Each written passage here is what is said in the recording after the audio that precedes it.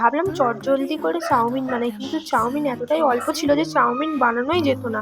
সেই জন্যই ভাবলাম আজকে এই রেসিপিটা একবার ট্রাই করি। কিন্তু এই রেসিপিটা ট্রাই করতে গিয়ে আমার তো 15 মিনিটের জায়গায় 50 মিনিট টাইম লেগে গেছে। মানে তোমাদের হাতে যদি কম সময় থাকে, কোনো দিনই এই রেসিপিটা বানাতে চাইবে না। হাতে মিনিমাম 1 ঘন্টা টাইম নিয়ে এই রেসিপিটা বানাবে। তো এই রেসিপিটা বানানোর জন্য একটু ঘরে থাকা কিছু সবজি নিয়েছি। সবজিগুলো একটু বাটার আর তেল দিয়ে ভালো করে নাড়াচাড়া করে ভেজে ওর মধ্যে জিরে গুঁড়ো, ধনে গুঁড়ো, হলুদ গুঁড়ো, নুন সব কিছু দিয়ে সিদ্ধ করা চাউমিনটা দিয়ে নাড়াচাড়া করে তুলে রাখবো। তারপর অন্যদিকে 1 বাটি ময়দা, হাফ টিস্পুন সয়াবিন অয়েল আর অল্প অল্প জল দিয়ে একটা এরকম থিকনেস ব্যাটার বানিয়ে নিতে হবে।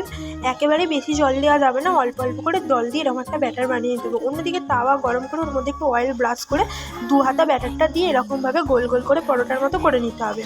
তারপর একটু ময়দা ছড়িয়ে পরোটা দিয়ে মধ্যিখানে চাউমিনটা দিয়ে দেবো। তারপরে ওই যে ময়দাগুলো ব্যাটারটা ছিল না, ওদিকে একটুখানি দিয়ে এরকম চারিদিকে একটু মানে ওই আঠার মতো দিয়ে দেবো, যাতে আঠার কাজ করে আর এটা। তারপরে তেল গরম করে এগুলো একটু ভেজে নিতে হবে। আমার না মোড়াটা একটু ভুল হয়েছে, তোমরা একটু দেখে শুনে মুড়ে নেবে।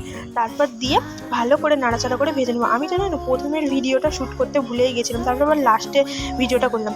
খেতে কিন্তু ভালোই হয়েছে, সময়টা একটু বেশি লেগেছে। বাড়িতে তোমরা ট্রাই করতেই পারো, হাতে একটু বেশি